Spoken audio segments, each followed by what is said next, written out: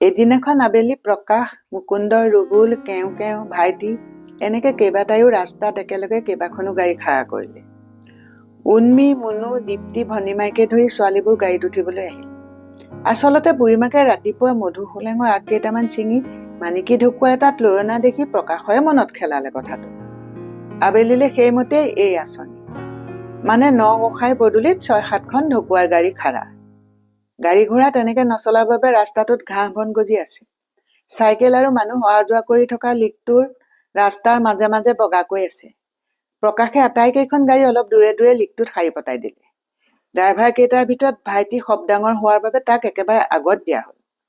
ছোৱালী কেইজনী গাড়ীত উঠি বহি লৈ ৩ হাতমানকৈ কটা ঢকুৱাৰ ঠাৰিডাল হাতত ২ হাতে খামুচ মাৰি মজবুতকে ধৰি ললে। গাড়ী আটাইকেইখনে একেলগে ষ্টাৰ্ট দিলে আৰু ঢকুৱাটোহঁতৰ ঠাৰিৰ আগত জোৰেৰে ধৰি ড্ৰাইভাৰকেইটাই গাড়ী টানি লৈ যাবলৈ ধৰিলে। খেলটো ভালকৈয়ে পকি উঠিছিল।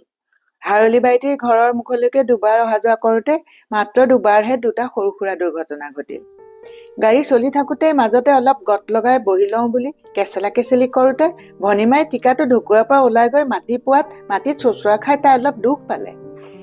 ইটো ঘটনাত হাৰলি বাইটিহঁতৰ মেচটো ঘূৰাৰ সময়ত ঠাৰিডালত ভালকে ধৰিয়ে আছিল যদিও ঢকুৱাৰ পৰা ওলাই গৈ মুনুৱে অলপ ঠেকেচা খালে। গাড়ী অৱশ্যে সেই সময়ত বৰ বেছি স্পীডত নাছিল। ডাঙৰ ঘটনাটো ঘটিল তাৰ অলপ পাছতহে। সত্ৰৰ ফালৰ পৰা সোণাধৰদা চাইকেলত আহি আছে। বাটতে ইহঁতৰ লগত ভেটাভেটি হ'ল। সোঁ ভৰিটো পেডেলৰ পৰা মাটিত নমাই ৰৈ সোণাধৰদাই ক'লে, ঐ গাধাহঁত, তহঁতি মতা ল'ৰা হয় নে নহয়? মাইকী ছোৱালী কেইজনী যে কান্ধত লৈ ফুৰিছ। ল'ৰাকেইটাৰ লাহে লাহে ভাগৰো লাগি আহিছিল। সোণাধৰ আঁতৰি যোৱাৰ পিছতে প্ৰকাশে ক'লে, ভাগৰ লাগিছে আৰু আজিলৈ এইটো খেল থক দে। ঢকুৱাৰ গাড়ী সেইদিনা বন্ধ হ'ল যদিও চুবুৰীয়া ল'ৰা ছোৱালী কেইটা একেলগ হোৱাৰ হিচকাটো ৰৈ গ'ল। তাৰে এটা সুযোগো ওলাল অৱশ্যে। হিতেশ্বৰৰ পৰা নগোসাঁই বাৰীখন পাতিবলৈ ৪ কঠা মাটিহে লৈছিল আৰু ৫ কঠামান মাটি বাৰীখনৰ লগতে লাগি আছিলেই। সেইখন এতিয়াও গেজেপনি মৰা হাবি।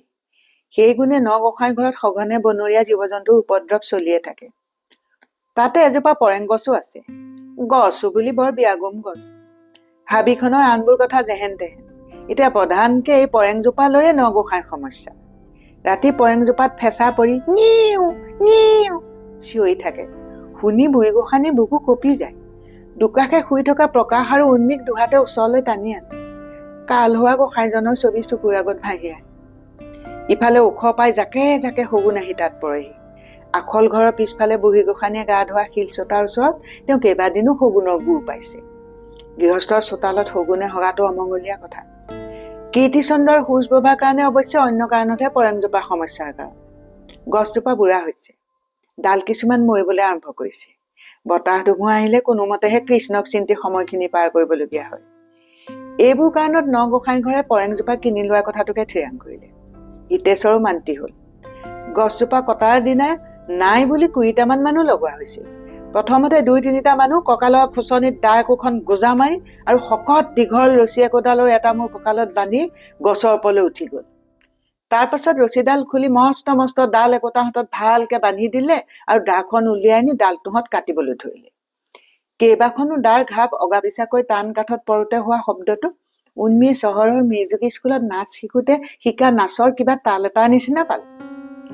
অলপ দেৰি কাটি লোৱাৰ পাছত কাটি থকা মানুহটোৱে যেতিয়া তলত থকা মানুহক ঐ টান এতিয়া বুলি কয়, তেতিয়া ডালটোত বান্ধি থোৱা ৰছীডালৰ ইটো মূৰত ধৰি তলত থকা ৪-৫টা মানুহে গোট খাই থকা ল'ৰা ছোৱালী আৰু আন মানুহবোৰক আঁতৰ আঁতৰ কৰি উন্মিহঁতৰ ঘৰৰ ফালে নহাকৈ জোৰকে টান লগায় আৰু তাৰ পাছতে হুৰ হুৰ কৰি ডালটো ভাগি মাটিত পৰে।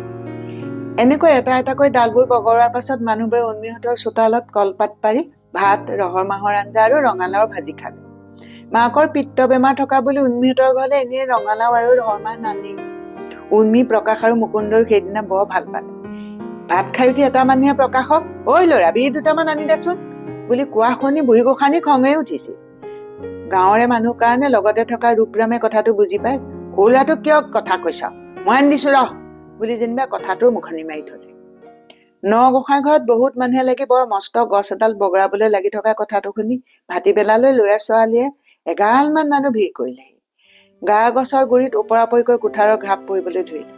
ঘাই গছডাল বগৰাৰ সময়ত ল'ৰা ছোৱালী মখা চম্ভালি ৰাখিবলৈ বুলি সূৰুযপ্ৰভাই আগবেলাতে বুদ্ধি এটা ভাঙি থৈছিল। জয়হীন পুথিভঁৰালৰ পৰা মাজতে সোণাজুৰি আৰু বাকী দুখন গাঁৱৰো ৰাস্তা ঘাটবোৰ মেৰামতি কৰাৰ বাবে উদ্যম লোৱা হৈছিল। তেতিয়াই সূৰুযপ্ৰভাই কীৰ্তিচন্দ্ৰৰ সৈতে যুগুতি কৰি বুট এগালমান আনি থৈছিল। ৰাস্তাত কাম কৰা মানুহখিনিক কেতিয়াবা বুট তিয়াই নাৰিকল আদা মিলাই কেঁচাইও দিয়ে আৰু কেতিয়াবা ঠাণ্ডা বতৰ হ'লে পিঁয়াজ জলকীয়া দি ভাজিও দিয়ে। তাৰে বুট অলপমান আছিল। দুপৰ বেলাতে অলপ তেওঁ তিয়াই থলে। বেলি লহিওৱাৰ সময়লৈ ঘাই গছজোপা বগৰাবলৈ 15-16টা মানুহে ৰছী দি টনাৰ সময়ত সূৰুযপ্ৰভাই ল'ৰা ছোৱালী মখাক বুট খাই আহ বুলি চোতাললৈ মাতি আনিলে। ঘাই গছ পৰাৰ পিছতো ভুমুকা ভুমুকি কৰি থকা মানুহবোৰ ওচৰ চাপি আহিল। মতা মাইকী কেইবাজনীও সৰু সুৰা ডাল ডোলবোৰ চোঁচৰাই লৰালৰিকৈ নিজৰ ঘৰলৈ নিবলৈ আৰম্ভ কৰি দিলে। হাৰলি বাইটিয়েতো খৰি নাই খেৰ নাই, হাৰলিয়ে কি গাল ভাত খাবলগীয়া হৈছে বুলি বকি বকি কেইবাটাও ডাল নিলে। গোটেইডাল গছ খৰি খাবলৈ হলে জীৱন গোটেইটো লাগিব বুলি নগোসাঁই ঘৰে গছজোপা আৰু দুজন মানুহৰ লগত ভগাই লৈছিল। পিছৰ দৰবাৰ সেই দুঘৰে চেও চেও কৰি গৰু গাড়ীত কেইবেলিমান বোজাই কৰি নিয়াৰ পাছতো নগোসাঁই ঘৰলৈ 3-4 গাড়ী কাঠ থাকিল। দীঘল দীঘল কাঠৰ টুকুৰাবোৰ পুখুৰীৰ পাৰৰ ফালে জাপি জাপি দুমাই থোৱা হ'ল। প্ৰকাশহঁতে তাতে জাহাজ খেলটো উলিয়ালে। জাহাজৰ কথা উলিওৱা শুনি সূৰুযপ্ৰভাই এদিন প্ৰকাশ উৰ্মিৰ লগতে খেলিবলৈ অহা চুবুৰীয়া ল'ৰা ছোৱালীবোৰকো খ্ৰীষ্টফাৰ কলম্বাছৰ সাগৰ যাত্ৰাৰ কাহিনী শুনালে। ভূচিত্ৰাৱলীত পৃথিৱীৰ মেপ উলিয়াই লৈ কলম্বাছৰ যাত্ৰাপথ দেখুৱাইও দিলে। তেতিয়াৰ পৰা অলপমান দিনলৈ ল'ৰা ছোৱালী মুখা আবেলি আহি কাঠৰ দমটোত উঠি যেনি তেনি বহি লৈ জাহাজৰ খেলা আৰম্ভ কৰিলে।